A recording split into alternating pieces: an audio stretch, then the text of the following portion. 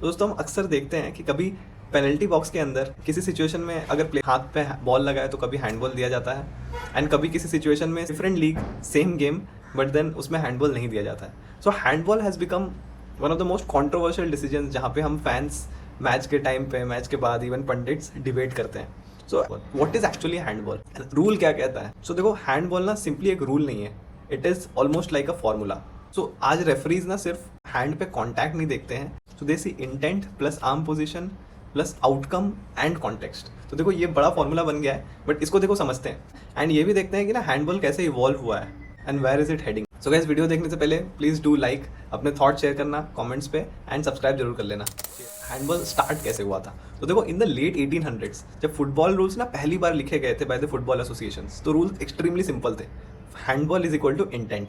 सो मतलब कि if you deliberately handle the ball तो फाउल है, अगर एक्सीडेंटल है तो नहीं है। कुछ डिबेट नहीं, no grey areas, just common sense. So ये था 1870 से लेके 1910s तक। फिर आता है प्री वॉर एरा जो 1920 से 1940s लाई करता है। सो इसमें क्या हुआ ना, रेफरीज को रियलाइजेशन होने लगा कि भाई प्लेयर्स तो इनोसेंस पे फेक कर सकते हैं। सो फॉर्मूला अब बन गया इंटेंट प्लस मूवमेंट। सो रेफरीज नाउ स्टार्टेड आस्किंग कि भाई did the hand move towards the ball?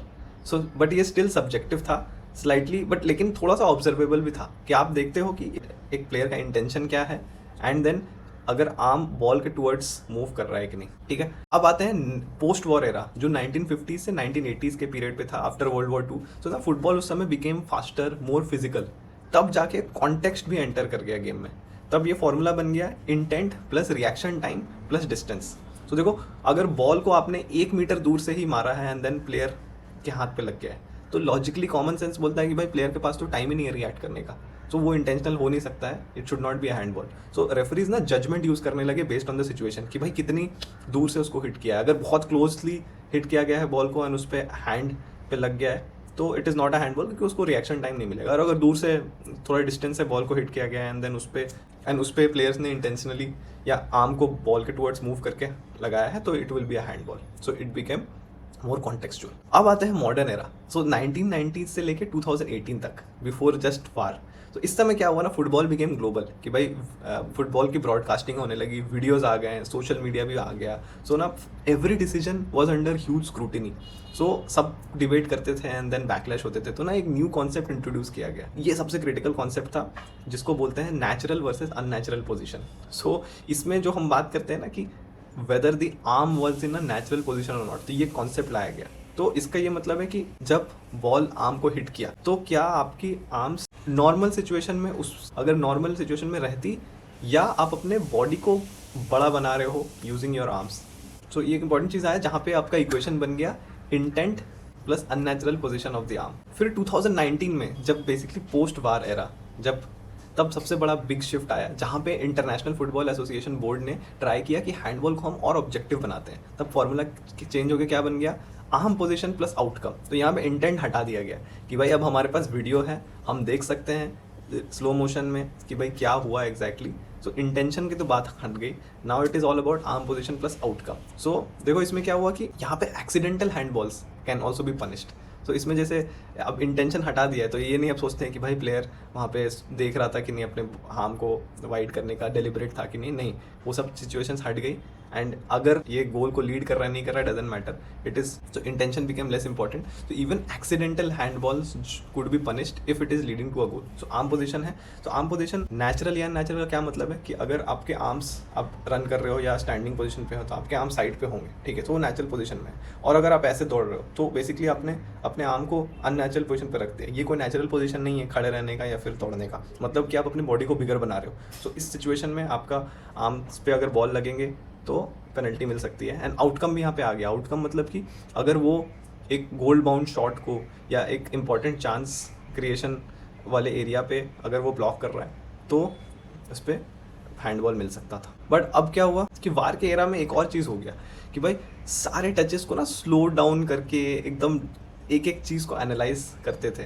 तो इसमें क्या हुआ कि हर एक छोटे से छोटा हैंडबॉल भी पेनल्टीज में कन्वर्ट होने लगा, कन्फ्यूजन क्रिएट करने लगा, थोड़ा फ्रस्ट्रेशन भी क्रिएट करने लगा, क्योंकि सारे डिसीजंस में काफ़ी टाइम लगता था। तो वो जो स्पिरिट ऑफ द गेम है जिसको हम बोलते हैं कि यार football should be played in a free flowing manner, and थोड़ा सा कॉन्टेक्स्ट को भी देखना चाहिए कि यार ये इतना स्लाइट टच है, स्लाइट कॉन्टैक्ट है, इसमें क्यों होना चाहिए।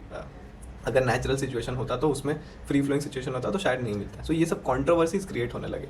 तब क्या हुआ, 2021 से लेके 2023 के टाइम के बीच में थोड़ा सा इसको एडजस्ट किया गया, जहाँ पे रूल्स को ना थोड़ा सॉफन किया गया एंड देन कॉन्टेक्स्ट को लाया गया। सो अब क्या बन गया है कि फॉर्मूला बन गया है कि भाई intention plus arm position plus outcome and context. So इसमें एक एक चीज़ देखते हैं। तो देखो इंटेंट का क्या मतलब है कि भाई did the player deliberately move their hand towards the ball.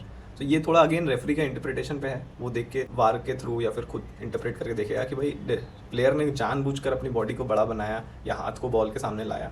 सो ये almost it will become a foul. Second, arm position. अभी हमने जैसे बात करी कि आपका आर्म नेचुरल पोजीशन पे है या आपने बॉडी को अननेचुरली बिगर बनाया ताकि आप शॉट्स ब्लॉक कर सको। So even accidental contact can be punished here, अगर अपने बॉडी अगर आपके आर्म्स अननेचुरल पोजीशन पे है तो, ठीक है। थर्ड पे आते हैं आउटकम।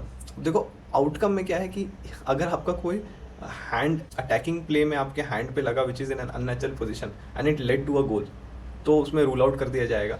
सेकंड है, अगर आप डिफेंडिंग टीम में हो तो क्या आप did it stop a goal, तो the bigger the impact the stricter the decision. And lastly आते हैं कॉन्टेक्स्ट। तो भाई देखो ये सबसे बड़ा ग्रे एरिया है। तो यहाँ पे क्या रेफरीज देखते हैं कि भाई डिस्टेंस टू गोल कितना है, कितने स्पीड से आया है, कि रिएक्शन टाइम कैसा हो सकता है प्लेयर्स का, ठीक है, वेदर अब वो डिफ्लेक्ट भी हुआ है कि नहीं अपनी बॉडी के थ्रू। सो बेसिकली अगर आप शॉट आपके बॉडी के एक पार्ट पे लगा एंड देन आपके हैंड पे लगा, तो ये इस कॉन्टेक्स्ट को भी देखते हैं। सो बेसिकली प्लेयर के पास टाइम था कि नहीं रिएक्ट करने का, दैट इज़ इंपॉर्टेंट। कॉन्टेक्स्ट इतना इंपॉर्टेंट हो गया ना कि आप अगर कॉन्टेक्स्ट को हटा दोगे तो डिसीजंस कुछ और भी हो सकते थे। तो ये रेफरी के इंटरप्रिटेशन में। तो यहाँ पे आती है ना कि this is why fans get frustrated कि भाई देखो सेम सिचुएशन है बट कंप्लीटली डिफरेंट आउटकम्स भी हो सकते हैं। अब मैं अपना टेक बताता हूँ कि तो देखो प्रॉब्लम क्या है ना, सबसे बड़ी प्रॉब्लम है इनकन्सिस्टेंसी की। Rule is not stopping inconsistency, think about it. तो देखो देयर आर 4 फैक्टर्स जहाँ पे 3 सब्जेक्टिव है। इसमें आप देखो कि इंटेंट इंटरप्रिटेशन पे है भाई, कि रेफरी के ऊपर है कि उसको लगता है नहीं प्लेयर ने डेलिब्रेट किया है कि नहीं किया है, that is upon interpretation. Second, natural position. चलो ये फिर भी मैं बोलूँगा कि डिबेटेबल है थोड़ा, ये फिर भी वार से आप देख के बता सकते हो, इसमें हम rules I think can be fixed. Third, context.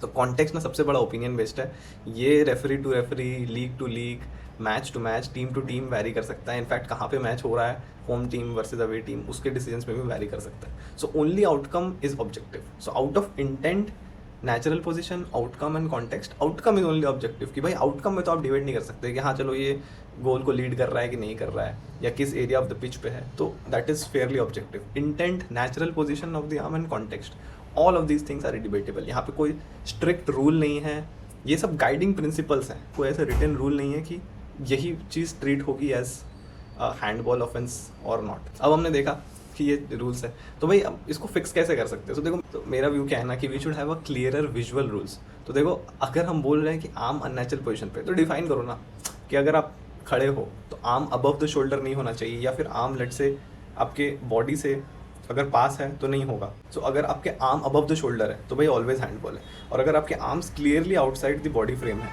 जैसे ये बॉडी फ्रेम है आपका, तो आप इस पोजीशन पे रखोगे नेचुरली। बट आप अगर इस पोजीशन पे रख रहे हो विच इज़ ऑल्सो शोल्डर से नीचे है लेकिन थोड़ा सा बाहर है, तो it should be a handball. Everything else should be played on. मतलब सिंपल है, बाइनरी कंसिस्टेंस है, हटाओ intention, accidental, all those things we can simply remove it and simply keep कि भाई आपका आर्म का पोजीशन क्या है and keep the game free flowing.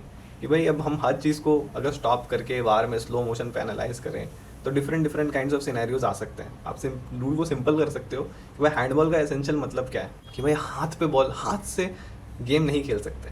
Football should be played from your feet, from your body, from your chest, head, any area, not the hand, क्योंकि तब जाके actual game का मज़ा आता है। सो हैंडबॉल मतलब क्या है कि ना, हैंडबॉल, हाथ, hand is such an area जो आप यूज़ कर सकते हो easily to influence the play, right, जो कि फुटबॉल में अवॉइड करते हैं। गेम को डिफिकल्ट, गेम को मज़ेदार बनाने के लिए आपने फीट दिया which is difficult to control as compare to hand, आप इजीली कंट्रोल करके इन्फ्लुएंस कर सकते हो चीज़ें।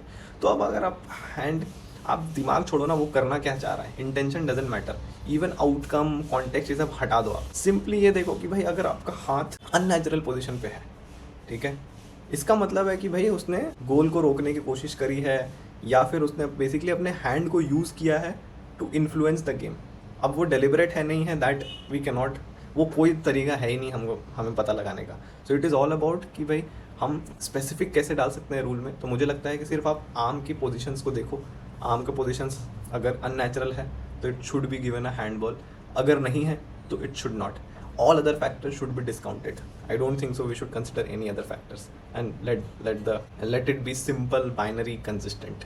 That's all. So अगर दूसरा चीज़ है कि भाई देखो, अगर हम बाहर से ये भी चीज़ चेक कर रहे हैं तो देखो स्लो मोशन में मत देखो. आई थिंक बाहर शुड जज थिंग्स एट रियल स्पीड, जब एक्चुअली आप स्पिरिट ऑफ द गेम को ना प्रोटेक्ट कर पाओगे. ये अल्ट्रा स्लो मोशन में हम देखते हैं तो एवरीथिंग लुक्स इंटेंशनल कि भाई हाँ ये स्लो मोशन में मूव कर रहा है. इनफैक्ट आप देखोगे बहुत टाइम स्लो मोशन में आप देखते हो गोल पड़ते हुए तो भी हमें लगता है कि यार ये गोलकीपर सेव कर सकता था, कि हम we see things moving so slowly that we know that there is time to make decision.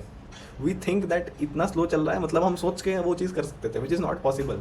सो मतलब आप हैंड को अगर मूव करते हुए देख रहे हो इतना स्लोली एंड बॉल को स्लोली देख रहे हो कि भाई वो उसके हैंड पे लग रहा है, तो it feels deliberate. It is not the right technology to जज. एंड भाई रेफरीज भी इन दी एंड ह्यूमन है, ठीक है, वो भी जजमेंट कॉल्स ले रहे हैं and they will also get influence by slow motion. तो मुझे लगता है बार पे भी रियल स्पीड पे ही देखना चाहिए. हाँ उसको आप बार बार चला के देख सकते हो but watch it at real speed and then take a call. So guys final take क्या है मेरा कि भाई देखो, you can not make football fully objective and maybe you shouldn't, because football is a human game and that's why we enjoy it, but we can make it fairer. So fair बनाने के लिए मुझे लगता है कि एक simple ये handball का रूल रख लो कि जज it only basis your arm position, whether it is natural और अननेचुरल. एंड हम डिफाइन कर सकते हैं अलग अलग डिफरेंट सिनेरियोज पे what is natural and what is unnatural. I think that is what will make the rule fairer. And ये जो कॉन्ट्रोवर्सीज हैं हमने वार के थ्रू ऑब्वियसली बहुत सारे कॉन्ट्रोवर्सीज कम किए, बट देन ये कॉन्ट्रोवर्सी रिमेन्स, इनफैक्ट बढ़ गई है इसकी कॉन्ट्रोवर्सी, ठीक है. So I think that's my final take. So guys आप जरूर बताना आपके क्या थॉट्स है इस बारे में कमेंट करके, and do like the video अगर आपको ये पसंद आया, इन्फॉर्मेटिव लगा, and subscribe the channel for more such content. So see you guys next time.